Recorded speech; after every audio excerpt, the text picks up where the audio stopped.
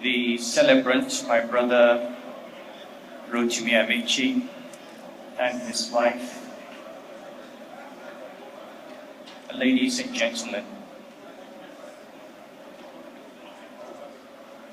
It's a great honor for me to have been invited to this event and to have the opportunity to say a few words. And let me begin on a personal note by congratulating Governor Amici on achieving this milestone. He's a friend I've known from his days as Governor of Rivers. I would like to wish you happy celebrations and many, many more years of service to our country.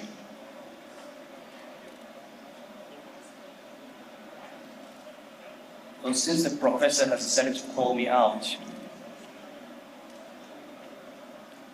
the reality about poverty in Nigeria is that many of the elite really do not even know what poverty is. A lot of the time we talk about these numbers. The example the professor gave was a very potent example. In all my life as an economist, as a banker, as a governor of the central bank, I looked at these numbers. X% of Nigerians living on less than $1 a day. X% of Nigerians in multidimensional poverty. And the numbers are bad, but you don't know how bad they are until you actually go and look into the eyes of poverty. The case of that lady was an eye-opener for me. I did not know poverty until I became an emir. When you actually go to a village, see the water they drink, see the house they live in. When you're told there's a primary school in a village and it is a 2-classroom school without a roof and without a teacher. When you see malnutrition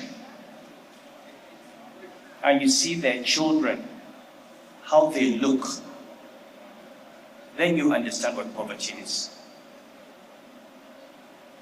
And the reality is, even the poverty we see in the urban areas in Kano or Lagos is nothing. It is nothing. You actually have to go where the majority of our people live to know what poverty is. So the first question I think we have to ask ourselves as leaders, not just the political leaders, all of us, is, do we actually love the people, or do we just love ruling over them?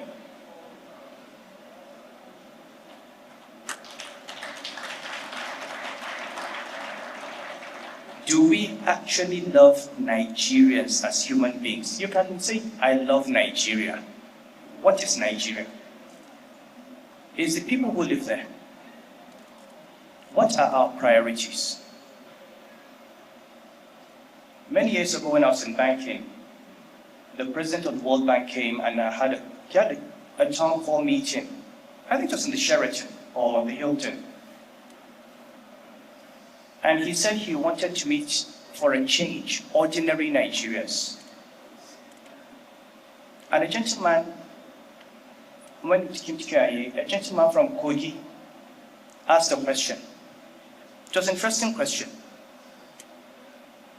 He said, look, the village I live in, there's a river that we have to cross when it's not rainy season because there's no bridge. The only reason I made Abuja is that it's dry season and I could walk through that river to go and get a car. But my surprise is I came to Abuja and I saw so many bridges and there's no water. It was a profound statement. We build overheads and underpasses for ourselves, we build skyscrapers, and we think we are developing. Meanwhile, people cannot come out from their village to go to hospital. Pregnant women cannot get antenatal care. There is no concern, there is no investment in emergency services. Just yesterday, 115 people died in Mokwa from floods. So, I think we should come back to that basic question. Do we love the people? Because if we do, they will not be uneducated. If we do, they will not be malnourished. If we do, they will not die hungry. These statistics have no meaning unless, this is the only country where you say inflation of 25%, 30%, and it's like saying it rained yesterday. At 18% inflation, the price of everything doubles every 4 years. 18.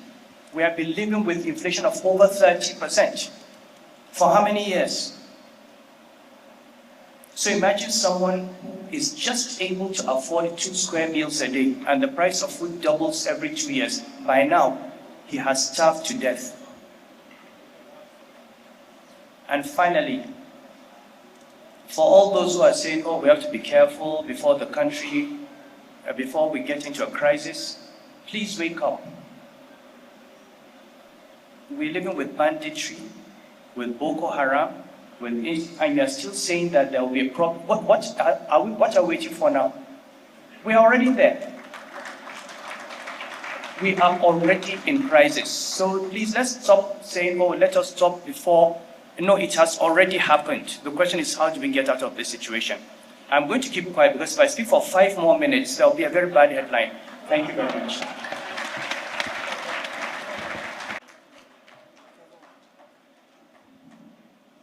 Your Highness, we are so grateful for your contributions. We are so grateful for sparing us that headline, but the message has been passed across very clearly. Please appreciate His Highness as he returns to.